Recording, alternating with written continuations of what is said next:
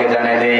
আল্লাহ রাব্বুল আলামিন বলেন, ইয়া আইয়ুহাল্লাযীনা আমানু তাকুল্লাহা ওয়া কুনু মা'আস সাদিকিন। আল্লাহু আকবার।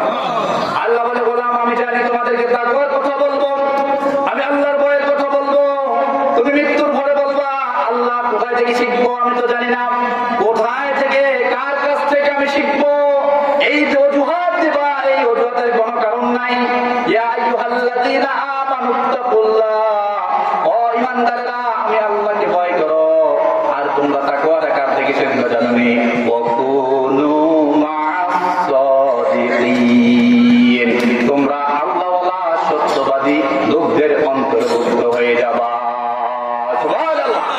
যেই মানুষ সত্য কথা বলে, সত্য সাক্ষ্য দেয়, যেই ব্যক্তি সত্যের পক্ষে, যেই দল সত্যের পক্ষে, যেই নেতা সত্যের পক্ষে, যেই বাপ সত্যের পক্ষে, যেই ভাই সত্যের পক্ষে, যেই গ্রাম সত্যের পক্ষে, তুমি তাদের অন্তর্ভুক্ত হয়ে যাও।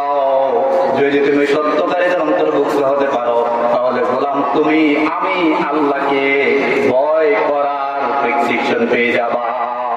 সুবহানাল্লাহ বলি। তাহলে সব জায়গায় আমরা ভয় করবো কাকে? সব জায়গায় ভয় করা লাগবে তো? এক হাতে বিড়ি আর এক হাতে মসজিদের টাকা উঠাবো, কি বলেন? কথা কয় না, ঠিক আছে নি? এক হাতে মিথ্যা কথা আর এক দোকানের সন্ধ্যার পরে মিথ্যা কথা, সকালবেলা মক্তবের টাকা উঠাবো, সকালবেলা ইমানদার, বিকেলবেলা মুনাফিক, কথা কয় না? একদল আছে কিনা? দেখলে কয় আমি তো তোমার অনেক ভালোবাসি, তোমার অনেক পছন্দ করি, পিছনে গেলে কয় তোমার আমি ভালোবাসি না, অন্য কথা আমি মেরে কাজ করি। আল্লাহ এই কথাটা কোরআনে কোট করে দিলেন,